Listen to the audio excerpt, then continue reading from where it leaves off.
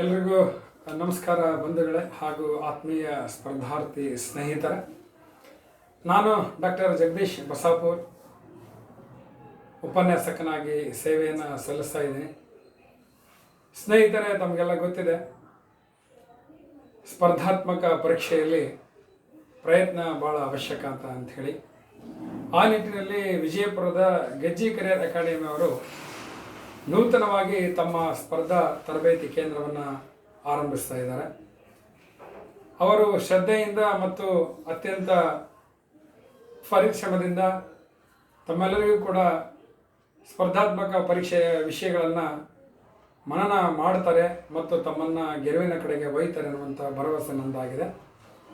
ಈ ದಿವಸ ಈ ಒಂದು ತರಗತಿಯಲ್ಲಿ ನಾನು ತಮ್ಮೊಂದಿಗೆ ಶೈಕ್ಷಣಿಕ ಮನೋವಿಜ್ಞಾನ ಅಥವಾ TET ಮತ್ತು CETಯಲ್ಲಿ ಕರೆಯುವಂತೆ ಮಕ್ಕಳ ವಿಕಾಸ ಮತ್ತು ಬೋಧನಾಶಾಸ್ತ್ರ ವಿಷಯದ ಕುರಿತಾಗಿ ಚರ್ಚೆ ಮಾಡ್ತಾ ಇದ್ದೀನಿ.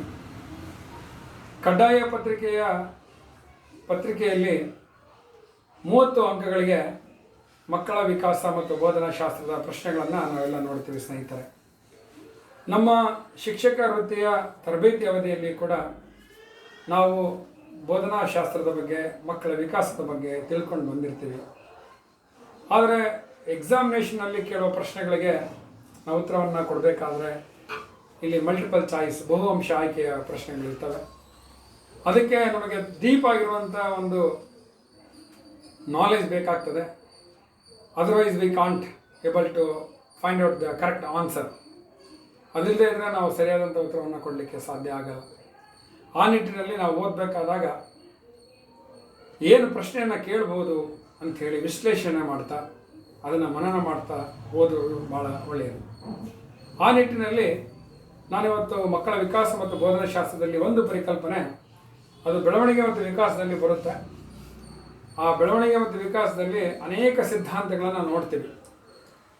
ಅದರಲ್ಲಿ ಸಾಮಾನ್ಯ ವಿಕಾಸ ಸಿದ್ಧಾಂತಗಳಾಗಿರ್ಬೋದು, ಮನೋವಿಶ್ಲೇಷಣಾ ಸಿದ್ಧಾಂತ ವಿಕಾಸ ಸಿದ್ಧಾಂತ ಆಗಿರ್ಬೋದು, psychoanalysis development theory, general development theory, Piaget's cognitive development theory, Bruner's cognitive development theory, and Vygotsky's view about the intelligence, social and cultural view. ವಿಗೋಟಸ್ಕಿಯವರ ಸಮಾಜ ಸಂಸ್ಕೃತಿ ವಿಕಾಸ ಸಿದ್ಧಾಂತ, ಪಿಯಾಜೆಯವರ ಜ್ಞಾನಾತ್ಮಕ ವಿಕಾಸ ಸಿದ್ಧಾಂತ, ಬ್ರೂನರ್ ಅವರ ಜ್ಞಾನಾತ್ಮಕ ವಿಕಾಸ ಸಿದ್ಧಾಂತ, ಫ್ರೂಡ್ರವರ ಮನೋವಿಶ್ಲೇಷಣಾ ಸಿದ್ಧಾಂತ, ಇವುಗಳು ಬೆಳವಣಿಗೆ ಮತ್ತು ವಿಕಾಸದ ಸಿದ್ಧಾಂತಗಳು ಆಗಿವೆ ಸ್ನೇಹಿತರೆ. ಇದರ ಒಂದು ಪರಿಕಲ್ಪನೆ ನಾನು ನಿಮ್ಮ ಜೊತೆಗೆ ಚರ್ಚೆ ಮಾಡುವಂಥ ಪ್ರಯತ್ನವನ್ನು ಮಾಡ್ತೇನೆ ಸ್ನೇಹಿತರೆ. ಪಿಯಾಜೆ ಜ್ಞಾನಾತ್ಮಕ ವಿಕಾಸ ಮತ್ತು ವಿಗೋಟಸ್ಕಿಯವರ ಜ್ಞಾನಾತ್ಮಕ ವಿಕಾಸ ಸಿದ್ಧಾಂತ, ಇವೆರಡರ ತುಲನಾತ್ಮಕವಾದಂಥ ಅಧ್ಯಯನ ಮಾಡಿ ಅದರಲ್ಲಿ ಬರುವಂಥ ಪ್ರಶ್ನೆಗಳನ್ನು ನಾವು ಹೇಗೆ ಉತ್ತರಿಸಬೇಕು ಅನ್ನೋಂಥ ಒಂದು ಚರ್ಚೆ ಇದಾಗಿದೆ. So in today's class I would like to discuss about the Jean Piaget's cognitive development theory along with the Vygotsky's view about the intelligence related to the socio cultural view. ಇವರಿಬ್ಬರು ತಮ್ಮ ಸಿದ್ಧಾಂತಗಳನ್ನು ಪ್ರತ್ಯೇಕವಾಗಿ ಮಂಡಿಸ್ತಾರೆ. ಪ್ರತ್ಯೇಕವಾಗಿ ಮಂಡಿಸಿದರೂ ಕೂಡ ಆಲೋಚನೆಗಳಲ್ಲಿ ಭಿನ್ನವಾಗಿದೆ. ನಮಗೆ ಗೊತ್ತಿದೆ, ಪಿಯಾಜೆ ಅವರು ಸ್ವಿಟ್ಜರ್ಲ್ಯಾಂಡ್ ದೇಶದ ಒಬ್ಬ ಮನೋವಿಜ್ಞಾನಿ, ಜೀವವಿಜ್ಞಾನದ ಪ್ರಾಧ್ಯಾಪಕರಾಗಿದ್ದರು ಮತ್ತು ಕೊನೆಯಲ್ಲಿ ಅವರು ಪಾದ್ರಿಗಳಾಗಿ ಕೂಡ ಕೆಲಸ ಮಾಡಿದರು. ಹಾಗಾಗಿ ಜೀನ್ ಪಿಯಾಜೆ ಒಬ್ಬ ತತ್ವಶಾಸ್ತ್ರಜ್ಞ ಹೌದು, ಒಬ್ಬ ಮನೋವಿಜ್ಞಾನಿ ಹೌದು ಮತ್ತು ಒಬ್ಬ ಜೀವಶಾಸ್ತ್ರದ ಪ್ರಾಧ್ಯಾಪಕನು ಕೂಡ ಹೌದು. ಇವರು ಹೇಳ್ತಾರೆ, ನಮಗೆಲ್ಲ ಗೊತ್ತಿರುವ ಹಾಗೆಯೇ ಜ್ಞಾನಾತ್ಮಕ ವಿಕಾಸ ಎಲ್ಲಿಂದ ಆರಂಭ ಆಗುತ್ತೆ ಅಂದರೆ ಅದು ತಾಯಿಯ ಗರ್ಭದಿಂದ ಆರಂಭ ಆಗುತ್ತೆ ಅನ್ನುವಂಥದ್ದು. ಅದಕ್ಕೆ ಅವರು ಸ್ಕೀಮವನ್ನು ಹೇಳ್ತಾರೆ, ತಾಯಿಯ ಗರ್ಭದಲ್ಲಿನೇ ಮಗುವಿನಲ್ಲಿ ಮಾನಸಿಕ ನಕಾಶೆ, ಸ್ಕೀಮಾ ಅಂತ ಇದನ್ನು ಕರಿತೀವಿ. So what you mean by the schema according to the Jean ಪಿಯಾಜೆ is the rough pattern of the cognitive abilities. We call it as the rough patterns. Rough patterns of cognitive abilities which is developed in the womb of the mother according to ಪಿಯಾಜೆ the schema is developed in the womb of the mother. ಅವ್ರ ಪ್ರಕಾರ ಗರ್ಭಾವಸ್ಥೆಯಲ್ಲೇ ಇದು ಮೂಡಿರ್ತದೆ ಮಗುವಿನಲ್ಲಿ. Schema rough patterns ಆಗಿರ್ತದೆ, ಅಂದರೆ ಒಂದು ಕಚ್ಚಾ ವಿನ್ಯಾಸ, ಜ್ಞಾನಾತ್ಮಕ ಸಾಮರ್ಥ್ಯದ ಒಂದು ಕಚ್ಚಾ ವಿನ್ಯಾಸ ಆಗಿರ್ತದೆ. ಆ ಸ್ಕೀಮಾದಿಂದ ಹೊರಗಡೆ ಮಗು ಬಂದ ಮೇಲೆ ಮೈಂಡಲ್ಲಿರುವಂತಹ ಸ್ಕೀಮಾ, ಬ್ರೈನಲ್ಲಿರುವಂತಹ ಸ್ಕೀಮಾ ಅಂದರೆ ಮಾನಸಿಕ ನಕಾಶೆ ಅಥವಾ ಮಾನಸಿಕ ಕಲ್ಪ, ಇದೇನಾಗ್ತದೆ ಅಂತಂದರೆ ಮುಂದಿನ ಹಂತಗಳನ್ನು ತೆಗೆದುಕೊಂಡು ಅದು ವಿಸ್ತರಿಸ್ತಾ ಹೋಗ್ತದೆ. It's gone extending, so by means of experience. So ಇಲ್ಲಿ schema is a inborn capacity of the individual ಆಗ್ತದೆ. ಮುಂದಿನ ದಿನಮಾನಗಳಲ್ಲಿ ಅದು ಮುಂದುವರಿತದೆ. ಅಲ್ಲಿ ಅಕಾಮಡೇಷನ್ ಆಗಿರಲಿ, ಸ್ಥಳಾವಕಾಶ ಮಾಡಿಕೊಳ್ಳುವಿಕೆ, ಅಕಾಮಡೇಷನ್, ಹೊಸ ವಿಚಾರಗಳಿಗೆ ಆ ಸ್ಕೀಮಾದಲ್ಲಿ ಸ್ಥಳಾವಕಾಶವನ್ನು ಕಲ್ಪಿಸ್ಕೊಳ್ಬೇಕೆ. ಸ್ಥಳಾವಕಾಶ ಕಲ್ಪಿಸಿದ ಮೇಲೆ ಅದು ಅರ್ಥ ಆಯಿತು ಅಂದರೆ ಅದು ಅಡಾಪ್ಟೇಷನ್ ಆಗುತ್ತೆ. ಇಲ್ಲಿ ಅಡಾಪ್ಟೇಷನ್ ರೈಟ್ ಆಗಿರ್ಬೋದು, ರಾಂಗ್ ಆಗಿರ್ಬೋದು, ಅನ್ವಯನ ಆಗೋದು, ಸ್ವಾಂಗೀಕರಣ ಮಾಡ್ಕೊಳ್ಳೋದು. ಅಡಾಪ್ಟೇಷನ್ ಅಂದರೆ ಇಲ್ಲಿ ಅಸಿಮಿಲೇಷನ್, ಅಡಾಪ್ಟೇಷನ್ ಅನ್ನೋಂಥದ್ದು ಬರ್ತದೆ. ಅಸಿಮಿಲೇಷನ್ ಅಂದರೆ ಸ್ವಾಂಗೀಕರಣ ಮಾಡ್ಕೊಳ್ಳೋದು, ಅಡಾಪ್ಟೇಷನ್ ಅಂದರೆ ಅದನ್ನು ಸಂಪೂರ್ಣವಾಗಿ ತನ್ನದನ್ನಾಗಿಸ್ಕೊಳ್ಳೋದು. ಈ 4 ಹಂತದ ಮೇಲೆ ಒಂದು ಕಾಗ್ನೇಟಿವ್ ಡೆವಲಪ್ಮೆಂಟ್ ಆಗುತ್ತೆ. ಇದು ಪೂರಕವಾದಂಥ ಪರಿಕಲ್ಪನೆಗಳು ಪಿಯಾಜೆ ಹೇಳಿದಂಥದ್ದು. ಇದಕ್ಕೆ ಅವರು 4 ಫೇಜ್ಗಳನ್ನು ಗುರುತಿಸ್ತಾರೆ. ಈ devise the 4 phases of cognitive development as we know that. 4 ಹಂತಗಳು ಯಾವುದಂತಂದರೆ, ಒಂದನೇದಾಗಿ sensory motor period, sensory motor period ಸಂವೇದನಾ ಗತಿ ಹಂತ. ಎರಡನೇದಾಗಿ ಪ್ರೀ ಆಪರೇಷನಲ್ ಪೀರಿಯಡ್, ಕಾರ್ಯಪೂರ್ವ ಹಂತ. ಮೂರನೇದಾಗಿ ಕಾಂಕ್ರೀಟ್ ಆಪರೇಷನಲ್ ಪೀರಿಯಡ್, ಮೂರ್ತ ಕಾರ್ಯಾಚರಣೆ ಹಂತ. ಮತ್ತು 4ನೇದಾಗಿ ಫಾರ್ಮಲ್ ಆಪರೇಷನಲ್ ಪೀರಿಯಡ್, ಔಪಚಾರಿಕ ಕಾರ್ಯಾಚರಣೆ ಹಂತ. ಈ 4 ಹಂತಗಳ ಮೂಲಕ ಜ್ಞಾನಾತ್ಮಕ ವಿಕಾಸ ಆಗುತ್ತೆ. ಇವೆಲ್ಲ ಪೂರಕ ಪರಿಕಲ್ಪನೆಗಳು. Sensory motor period 0 to 2 years ಆಗುತ್ತೆ. Pre operation period 2 to 11 years, 6 years ತನಕ ಆಗುತ್ತೆ. ಕಾಂಕ್ರೀಟ್ ಆಪರೇಷನ್ ಪೀರಿಯಡ್ 6 ಇಂದ 11 or 12 years ತನಕ ಆಗುತ್ತೆ. ಮತ್ತು ಕೊನೆಯದಾಗಿ formal operation period 12 years onwards ಆಗುತ್ತೆ. ಸೆನ್ಸರಿ ಮೋಟಾರ್ ಪೀರಿಯಡ್ ಸಂವೇದನಾಗತಿ ಹಂತ, ಕಾರ್ಯಪೂರ್ವ ಹಂತ 2 years to 6 or 7 years, ಮೂರ್ತ ಕಾರ್ಯಾಚರಣೆ ಹಂತ concrete operation period that is 7 to 11 or 12 years. Then ಔಪಚಾರಿಕ ಕಾರ್ಯಾಚರಣೆ ಅಂತ ಅದು 12 ವರ್ಷದ ಮೇಲ್ಪಟ್ಟು. ಇವುಗಳ ಬಗ್ಗೆ ನಾನು ಇವಾಗ ವಿವರವಾಗಿ ಹೇಳೋಕ್ಕೆ ಪ್ರಯತ್ನ ಪಡೋದಿಲ್ಲ. ಆದರೆ ಈ ಅಂಶಗಳನ್ನ ಜ್ಞಾನಾತ್ಮಕ ವಿಕಾಸದ ಈ ಪಿಯಾಜೆಯವರ ಅಂಶಗಳನ್ನ ಇಟ್ಕೊಂಡು ವಿಗೋಟಸ್ಕಿ ಅವರು ಇವರಿಗಿಂತ ಹೇಗೆ ಭಿನ್ನವಾಗಿ ನಿಲ್ತಾರೆ ಅಂತ ನೋಡೋಣ. How the Vygotsky's view about the intelligence is different from the Piaget's cognitive development theory. So Vygotsky ಅವರ ಇದು ವಿಶೇಷವಾದಂಥ ಹೆಸರು ಲೇವ್ ವಿಗೋಟಸ್ಕಿ. ಇವರ ಹೆಸರು, ಪೂರ್ಣ ಹೆಸರು ಲೇವ್ ವಿಗೋಟಸ್ಕಿ. ಸ್ಪೆಲ್ಲಿಂಗನ್ನು ನೀವು ನೋಡ್ಬೋದು, VYGOTSKY, ವಿಗೋಟಸ್ಕಿ ಅಂತ ಹೇಳಿ ಇದನ್ನ ಕರೀತಾರೆ. So is belongs to the country from where the Pavlov's hails.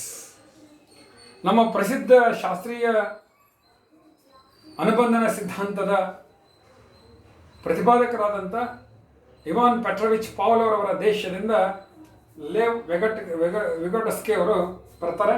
ಅಂದರೆ ಇವರು ರಷ್ಯಾ ದೇಶದ ಒಬ್ಬ ಮನೋವಿಜ್ಞಾನಿ. Is a Russian psychologist. Vygotsky ಅವರ ವಿಚಾರಧಾರೆಗಳು ಪಿಯಾಜೆ ಅವರ ವಿಚಾರಧಾರೆಗಳಿಂದ ಹೇಗೆ ಭಿನ್ನವಾಗಿ ನಿಲ್ತವೆ ಸ್ನೇಹಿತರೆ ಅಂತಂದರೆ, ವಿಗೋಟಸ್ಕಿ ತಮ್ಮ ಸಿದ್ಧಾಂತವನ್ನು ಯಾವ ರೀತಿ ಕರೀತಾರೆ ಅಂದರೆ ಸೋಷಿಯೋ ಕಲ್ಚರಲ್ ಇಂಟೆಲಿಜೆನ್ಸ್ ಥಿಯರಿ ಅಂತ ಕರೀತಾರೆ. ಸೋಷಿಯೋ ಕಲ್ಚರಲ್ ಇಂಟೆಲಿಜೆನ್ಸ್ ಥಿಯರಿ, ಸಮಾಜೋ ಸಂಸ್ಕೃತಿ ಬುದ್ಧಿಶಕ್ತಿ ಸಿದ್ಧಾಂತ ಅಂತ ಕರೀತಾರೆ. ಅಂದರೆ ಇವ್ರ ಪ್ರಕಾರ ಪ್ರತಿ ವ್ಯಕ್ತಿಯಲ್ಲಿ ಬುದ್ಧಿಶಕ್ತಿಯು ಅಥವಾ ವ್ಯಕ್ತಿತ್ವ, ಯಾಕಂದರೆ ವ್ಯಕ್ತಿತ್ವ ಹೇಳ್ಬೇಕಾದ್ರೆ ಬುದ್ಧಿಶಕ್ತಿ ಬಿಟ್ಟು ಹೇಳಲಿಕ್ಕೆ ಸಾಧ್ಯನೇ ಇಲ್ಲ. ಬುದ್ಧಿಶಕ್ತಿಯು ಹೊರಮುಖವಾಗಿ ಒಳಮುಖಕ್ಕೆ ಹೋಗುತ್ತೆ, ಅಂದರೆ ಹೊರಗಿನಿಂದ ಒಳಗಡೆ ಹೋಗುತ್ತೆ ವಿಷಯ. From outward to inward, outward to inward, outward to inward. ನೋಡಿ, ಪಿಯಾಜೆ ಅವರು ಹೇಳಿದ್ದು ಹೇಗೆ ಹೇಳಿದ್ರು, already the cognitive capacity is built in the child in the form of schema. That is, according to the Piaget, the intelligence of the cognitive development is start from inside and ends at outside. ಅರ್ಥ ಮಾಡ್ಕೊಳ್ರಿ.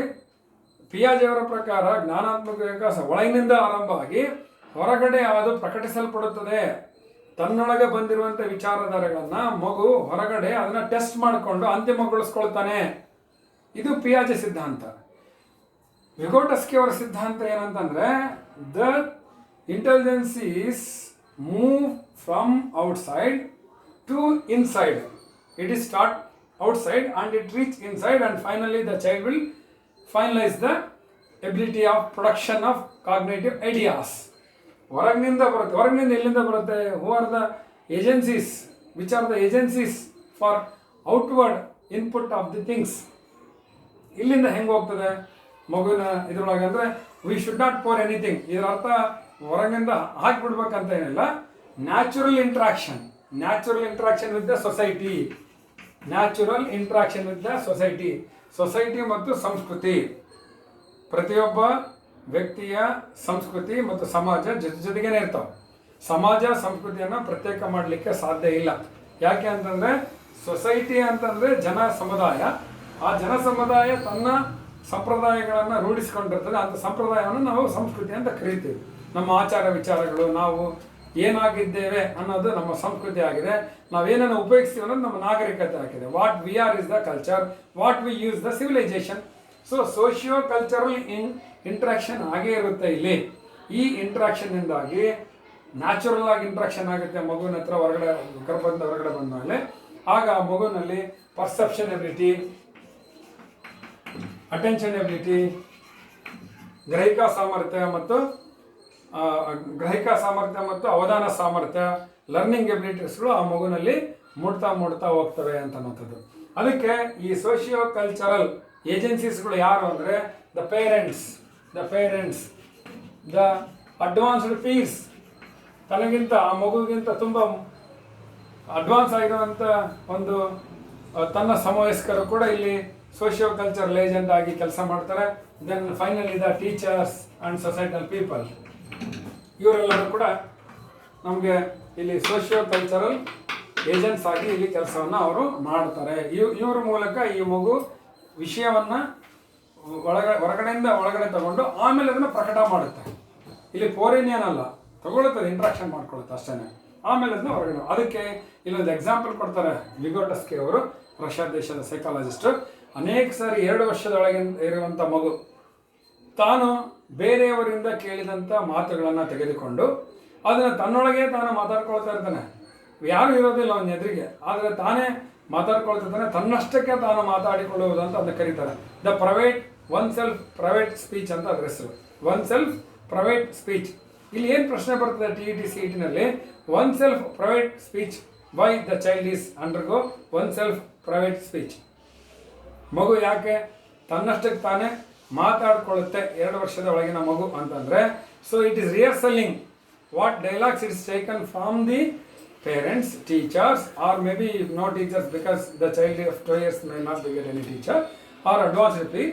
It is using, and after maturation it is try to produce the dialogues or the experiences which are got by the agencies like parents, advanced peer and the teacher. ಅವರಿಂದ ಪಡೆದಂಥವನ್ನು ತನ್ನೊಳಗೆ ತಾನು ಮಾತಾಡಿ ಅದನ್ನು ಮತ್ತೆ ಅದೇ ವೇನಲ್ಲಿ present ಮಾಡಲಿಕ್ಕೆ ಪ್ರಯತ್ನ ಮಾಡುತ್ತೆ.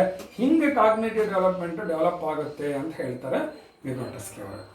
ಈ ಕಾಗ್ನೇಟಿವ್ ಡೆವಲಪ್ಮೆಂಟ್ ಆಗಲಿಕ್ಕೆ ಸಪೋರ್ಟ್ ಬೇಕಾಗ್ತದೆ. ಆ ಸಪೋರ್ಟನ್ನು ವಿಗೋಟಸ್ಕಿ ಅವರ ಅನುಚರರು ಮತ್ತು ಸಹಚರರು ಮತ್ತು ಅವರನ್ನು ಹಿಂಬಾಲಿಸುವಂತಹ ಅವರ ಸಿದ್ಧಾಂತವನ್ನು ಪಾಲಿಸುವಂಥ ತಜ್ಞರು ಏನು ಮಾಡ್ತಾರೆ, ಸ್ಕೆಫೋಲ್ಡಿಂಗ್ ಅನ್ನುವಂಥ ಒಂದು ಪರಿಕಲ್ಪನೆ ಕೊಡ್ತಾರೆ. ಅಂದರೆ ಈ ಥರ ವಿಚಾರವು ಹೊರಗಿನಿಂದ ಒಳಗಡೆ ಹೋಗಿ ಮತ್ತೆ ಅದು ಮಗುವಿನಿಂದ ಹೊರಗಡೆ ಬಂದು ಪ್ರಕಟ ಆಗಲಿಕ್ಕೆ ಸ್ಕೆಫೋಲ್ಡಿಂಗ್ ಅವಶ್ಯಕತೆ ಇದೆ. ಸ್ಕೆಫೋಲ್ಡಿಂಗ್ ಅಂದರೆ ಏನಂದರೆ ಗೊತ್ತಾ ಸ್ನೇಹಿತರೆ, ಅಟ್ಟಣೆ ಅಂತ ಕರೀತಾರೆ. ಹಳ್ಳಿ ಭಾಷೆ ಒಳಗೆ ಅದನ್ನು ಸಾರ ಹಾಕುವುದು, ಅಟ್ಟಣೆ ಹಾಕುವುದು ಅಂತ ಕರೀತಾರೆ.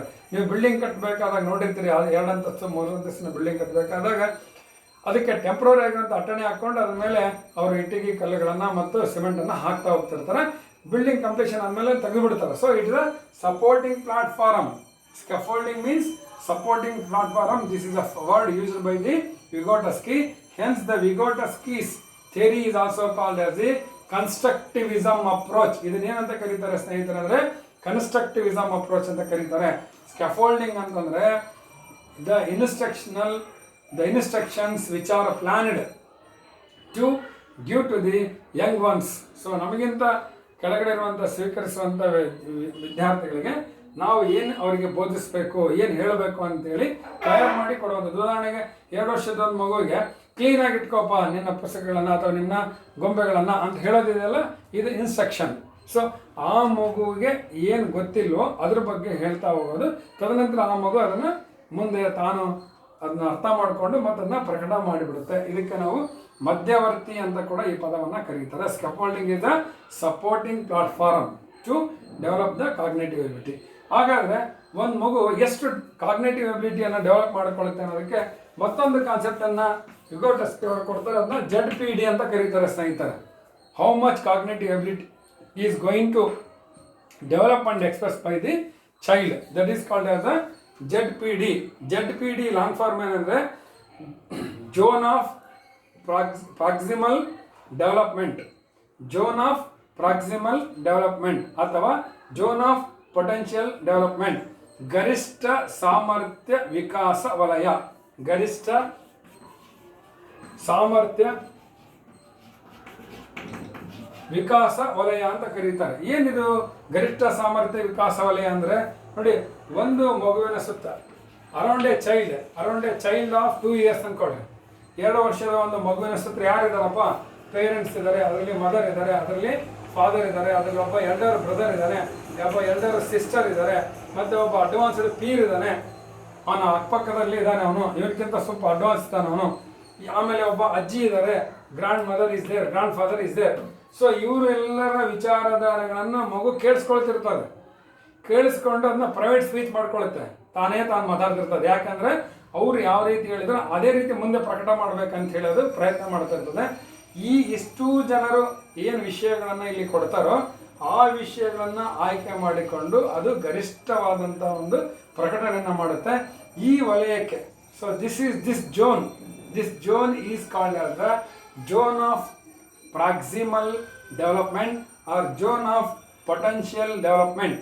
ಈ ವಲಯದಿಂದ ಆಯ್ಕೆ ಮಾಡಿ ಅದನ್ನು ಪ್ರಕಟ ಮಾಡುತ್ತಲ್ಲ, ಅದಕ್ಕೆ ಝೋನ್ ಆಫ್ ಪ್ರಾಕ್ಸಿಮಲ್ ಡೆವಲಪ್ಮೆಂಟ್ ಅಥವಾ ಝೋನ್ ಆಫ್ ಪೊಟೆನ್ಷಿಯಲ್ ಡೆವಲಪ್ಮೆಂಟ್ ಅಂತೇಳಿ ಇದನ್ನು ಕರೀತಾರೆ ಸ್ನೇಹಿತರೆ. ಹಾಗಾಗಿ ನಾವು ವಿದ್ಯಾರ್ಥಿಗಳ ಜ್ಞಾನಾತ್ಮಕ ವಿಕಾಸಕ್ಕೆ ಒದಗಿಸಬೇಕಾಗಿದ್ದು ಒಳಗಿನಿಂದ ವಿಷಯವನ್ನು ಆ ಮಗುವಿಗೆ ಪೂರೈಸೋದಲ್ಲ, ಹೊರಗಿನಿಂದ ವಿಷಯವನ್ನು ಆ ಮಗುವಿಗೆ ಹಾಕೋದು ಅಲ್ಲ. ಆ ಮಗುವಿಗೆ ಸಮಾಜ ಮತ್ತು ಸಂಸ್ಕೃತಿ ಅದರೊಂದಿಗೆ ಇಂಟ್ರಾಕ್ಷನ್ಸ್ಗೆ ಅವಕಾಶ ಮಾಡಿಕೊಟ್ಟಾಗ ಸಹಜವಾಗಿಯೇ ತನ್ನ ಸುತ್ತಮುತ್ತ ಇರುವಂಥ ವಿಚಾರಗಳನ್ನು ಅದು ತೆಗೆದುಕೊಂಡು ಸಹಜವಾಗಿ ಪ್ರಕಟ ಮಾಡುತ್ತೆ. ಹಾಗಾಗಿ the cognitive ability and the language and the society R the 3 components always strongly embedded.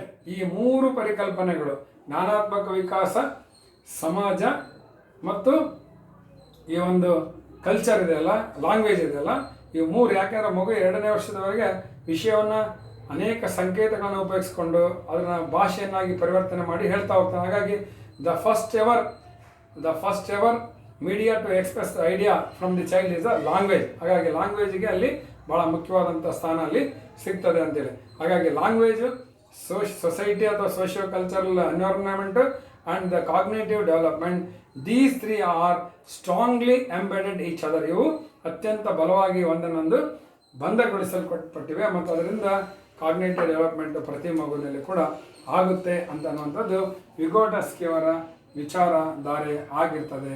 ಹಾಗಾಗಿ ವಿಗೋಟಸ್ಕಿಯವರು ಪಿಯಾಜೆರಿಗಿಂತ ಹೇಗೆ ಭಿನ್ನ ಆಗ್ತಾರೆ ಅನ್ನೋದು ನಮಗೆ ಅರ್ಥ ಆಗಿದೆ. ಸೊ ವಿಗೋಟಸ್ಕಿ ಥಿಯರಿಯನ್ನು ಸಮಾಜೋ ಸಂಸ್ಕೃತಿ ಬುದ್ಧಿಶಕ್ತಿ ಸಿದ್ಧಾಂತ ಅಂತೇಳಿ ಕರೀತಾರೆ. ಇದರರ್ಥ ಸಮಾಜ ಮತ್ತು ಸಂಸ್ಕೃತಿಗಳು ಪ್ರತಿ ವ್ಯಕ್ತಿಯ ಮೇಲೆ ತನ್ನ ಜ್ಞಾನಾತ್ಮಕ ವಿಕಾಸದ ಮೇಲೆ ಪ್ರಭಾವವನ್ನು ಬೀರ್ತಾವೆ ಅಂತೇಳಿ. ಇದನ್ನ ಸೋಷಿಯಾಲಜಿಯಲ್ಲಿ ಕೂಡ ನಾವು ನೋಡ್ಬೋದು ಸ್ನೇಹಿತರೆ. ರುತ್ ಬೆನಡಿಕ್ಟ್ ಅನ್ನುವಂಥ ಸೋಷಿಯಾಲಜಿಸ್ಟ್ ಆಗಿರಲಿ, ಆನಂತರ ಹೆನ್ರಿ ಮೀಡ್ ಅನ್ನುವಂಥ ಒಬ್ಬ ಸೋಷಿಯಾಲಜಿಸ್ಟ್ ಆಗಿರಲಿ, ಇವರು ಕೂಡ ಕಲ್ಚರಲ್ ಇಂಪ್ಯಾಕ್ಟ್ ಪರ್ಸನಾಲಿಟಿ ಮೇಲೆ ಹೇಗಾಗ್ತದೆ ಅಂತ ನೋಡ್ತಾರೆ. 100% the cultural impact is much on the personality of the individual. ಸಂಸ್ಕೃತಿನೇ ವ್ಯಕ್ತಿತ್ವದ ಮೇಲೆ ಸಂಪೂರ್ಣ ಪ್ರಭಾವವನ್ನು ಬೀರುತ್ತೆ. ಯಾವ ಸಂಸ್ಕೃತಿಯಿಂದ ಮಗು ಬಂದಿರ್ತಾನೋ ಅಂಥ ವ್ಯಕ್ತಿತ್ವವನ್ನು ಆ ಮಗು ರೂಢಿಸ್ಕೊಂಡಿರ್ತದೆ. ಸೊ ಹಾಗಾಗಿ ನಮ್ಮ ಆಚಾರ, ನಮ್ಮ ವಿಚಾರ, ನಮ್ಮ ನುಡಿ, ನಮ್ಮ ನಡೆ ಇವುಗಳು ಬುದ್ಧಿಶಕ್ತಿಯ ವಿಕಾಸದ ಮೇಲೆ ಅತ್ಯಂತ ಹೆಚ್ಚು ಪ್ರಭಾವವನ್ನು ಬೀರ್ತವೆ ಅನ್ನೋದರಲ್ಲಿ ಎರಡು ಮಾತಿಲ್ಲ. ಸೊ ಇಲ್ಲಿವರೆಗೆ ನಾವು ವಿಗೋಟಸ್ಕಿ ಮತ್ತು ಪಿಯಾಜೆ ಅವರ ಜ್ಞಾನಾತ್ಮಕ ವಿಕಾಸದ ಒಂದು ತುಲನಾತ್ಮಕ ಅಧ್ಯಯನವನ್ನು ನಾವು ಮಾಡಿದ್ದೀವಿ ಸ್ನೇಹಿತರೆ. ಇದರ ಮೇಲೆ ನಾವು ಪ್ರಶ್ನೆಯನ್ನು ನಿರೀಕ್ಷೆ ಎಲ್ಲೆಲ್ಲಿ ಮಾಡ್ಬೋದು ಅಂತಂದರೆ, ಸ್ಕ್ಯಾಫೋಲ್ಡಿಂಗ್ ಅಂದರೆ ಏನು ಅಂತ ಕೇಳ್ತಾರೆ. It is one of the constructive approach and scaffolding ಅಂದರೆ ಏನಂತ ಕೂಡ ನಾನು ಆಗಲೇ ಹೇಳಿದೆ. ಇದು ಒಂದು ಸಪೋರ್ಟಿಂಗ್ ಮೆಟೀರಿಯಲ್ ಆಗಿರ್ತದೆ. ಸೊ ಈ ಸಪೋರ್ಟಿಂಗ್ ಮೂಲಕ ಮಗು ಜ್ಞಾನಾತ್ಮಕ ವಿಕಾಸ ಮಾಡ್ಕೊಳ್ತಾನೆ. ZPD ಅಂದರೆ ಏನೋ ಒಂದು ಮಗುವಿನ ಸುತ್ತ ಬರುವಂಥ ಸಮಾಜ ಸಂಸ್ಕೃತಿಯ ಒಂದು ವೃತ್ತ ಅಥವಾ ವಲಯ, ಅದರಲ್ಲಿ ಇವರೆಲ್ಲರೂ ಏಜೆಂಟ್ಸ್ ಅಥವಾ ಇವರೆಲ್ಲ ನಿಯೋಗಿಗಳಾಗಿರ್ತಾರೆ. ಸೊ ಇದ್ರ ಮೇಲೆ ಪ್ರಶ್ನೆ ಕೇಳ್ಬೋದು. ವಿಗೋಟಸ್ಕಿ ಅವರ ಸಿದ್ಧಾಂತಕ್ಕೆ ಎಂಥ ಸಿದ್ಧಾಂತ ಅಂತ ಹೇಳಿ ಕರೀತಾರೆ ಅಂತ ಕೇಳ್ಬೋದು. ಮತ್ತು ಜೀನ್ ಪಿಯಾಜೆ ಮತ್ತು ವಿಗೋಟಸ್ಕಿ ಅವರನ್ನು ಹೋಲಿಸಿದಾಗ ಏನು ವ್ಯತ್ಯಾಸಗಳು ಅವರಿಬ್ಬರಲ್ಲಿ ಬರ್ತದೆ ಅನ್ನೋದನ್ನು ಕೇಳ್ಬೋದು. ವಿಗೋಟಸ್ಕಿ ಜ್ಞಾನಾತ್ಮಕ ವಿಕಾಸ ಹೊರಗಿನಿಂದ ಒಳಗಡೆ ಹೋಗಿ ಒಳಗಿನಿಂದ ಮತ್ತೆ ಹೊರಗಡೆ ಬರುತ್ತೆ ಅಂತ ಹೇಳೋದಾಗಿದ್ರೆ, ಪಿಯಾಜೆ ಅದಕ್ಕಿಂತ ಭಿನ್ನವಾಗಿ ಹೇಳ್ತಾರೆ. ಒಳಗಿನಿಂದ ಆಗಲೇ ಸ್ಕೀಮಾ ಇರ್ತದೆ, ಆಮೇಲೆ ಹೊರಗಡೆ ಬಂದಮೇಲೆ ಅವನು ಇಂಟ್ರಾಕ್ಷನ್ ಮಾಡಿಕೊಂಡು ಅದ್ರ ಮೂಲಕ ಅವನು ಪ್ರಕಟ ಮಾಡ್ತಾನೆ ಅಂಥೇಳಿ. ಸೊ ಇಲ್ಲಿ ಪಿಯಾಜೆ ವಿದ್ಯಾರ್ಥಿ ಮಗು ತನಗೆ ಒಳಗಿನ ಐಡಿಯಾಗಳನ್ನು ಮೋಟಿವೇಟ್ ಆಗಿ ತಾನು ಐಡಿಯಾಸ್ಗಳನ್ನು ತಯಾರು ಮಾಡಿಕೊಂಡು ಅದನ್ನು ಫೈನಲ್ ಆಗಿ ಟೆಸ್ಟ್ ಮಾಡೋಕ್ಕೋಸ್ಕರ ಹೊರ ಜಗತ್ತಿಗೆ ಪ್ರಕಟ ಮಾಡ್ತಾನೆ ಅಂತ ಪಿಯಾಜೆ ಹೇಳಿದರೆ, ವಿಗೋಟಸ್ಕಿ ಹಾಗೆ ಹೇಳಲ್ಲ. ಹೊರಗಿನಿಂದ ತೆಗೆದುಕೊಳ್ಳುತ್ತೆ ಮಗು, ತೆಗೆದುಕೊಂಡು ಅದನ್ನು ತನ್ನದೇ ಆದಂಥ ಸ್ಪೀಚ್ ಮಾಡ್ಕೊಳ್ಳುತ್ತೆ, ಪ್ರೈವೇಟ್ ಸ್ಪೀಚ್ ಮಾಡ್ಕೊಳ್ಳುತ್ತೆ, ತನ್ನ ಒಂದು ಮಾತುಗಳನ್ನಾಗಿ ಮಾಡ್ಕೊಳ್ಳುತ್ತೆ. ಆಮೇಲೆ ಅದು ದೊಡ್ಡವರಂತೆ ಅಥವಾ ತನಗೆ ಯಾರು ಅದನ್ನು ಹೇಳ್ಕೊಟ್ರೋ ಅವರಂತೆ ಹೇಳೋದಕ್ಕನ್ನು ಪ್ರಕಟ ಮಾಡಲಿಕ್ಕೆ ಪ್ರಯತ್ನ ಮಾಡುತ್ತೇವೆ. ಇಲ್ಲಿ ಟೆಸ್ಟ್ ಮಾಡ್ಕೊಳ್ಳೋದಿಲ್ಲ ಆ ಮಗು ಅಂತ ಹೇಳ್ತಾರೆ. ಸೊ ಹೀಗೆ ಸ್ನೇಹಿತರ ವಿಗೋಟಸ್ಕಿ ಮತ್ತು ಪಿಯಾಜೆ ಅವರ ಸಿದ್ಧಾಂತಗಳಲ್ಲಿ ವ್ಯತ್ಯಾಸವನ್ನು ನಾವು ಕಾಣ್ಬೋದು. ಸೊ ಇದು ನಿಮ್ಮ ಗಮನಕ್ಕಿರಲಿ. ಸೊ ಅಂತಿಮವಾಗಿ ನಾನು ಏನು ಹೇಳಲಿಕ್ಕೆ ಇಷ್ಟಪಡ್ತೇನೆ ಅಂತಂದರೆ, ಎಜುಕೇಷನ್ ಅಪ್ಲಿಕೇಶನ್ಸ್ ಇಲ್ಲಿ ಏನು ಬರ್ತವೆ ಅಂತಂದರೆ, many a times the child is born with lot of energies, no doubt at all. ಇದಕ್ಕೆ ವಿಗೋಟಸ್ಕಿ ಅವ್ರದ್ದು ಕೂಡ ಯಾವುದೇ ಅಭ್ಯಂತರ ಇಲ್ಲ. ಪ್ರತಿಯೊಂದು ಮಗು ಕೂಡ ಅತ್ಯಂತ ಹೆಚ್ಚು ಸಾಮರ್ಥ್ಯಗಳನ್ನ ಇಟ್ಕೊಂಡೇ ಅದು ಮಗು ತಾಯಿಯ ಗರ್ಭದಿಂದ ಹೊರಗಡೆ ಬಂದಿರ್ತದೆ. ಮತ್ತು ಆಮೇಲೆ ಅದು ತನ್ನ ಜ್ಞಾನದ ದಿಗಂತವನ್ನು ವಿಸ್ತಾರ ಮಾಡಿಕೊಳ್ಳುತ್ತೆ. ಆದರೆ ಅಪ್ರೋಚಲ್ಲಿ ವ್ಯತ್ಯಾಸ ಇದೆ. ಪಿಯಾಜೆ ಅವರು ಹೇಳಿದಂಥ ಅಪ್ರೋಚಸ್ಸಿಗೂ ವಿಗೋಟಸ್ಕಿ ಹೇಳಿದಂಥ ಅಪ್ರೋಚಿಗೂ ಸ್ವಲ್ಪ ವ್ಯತ್ಯಾಸ ಇದೆ. ಬಟ್ ಅವೆರಡೂ ಕೂಡ ಸರಿ ಅಂತೇನೆ ಅನಿಸ್ತವೆ.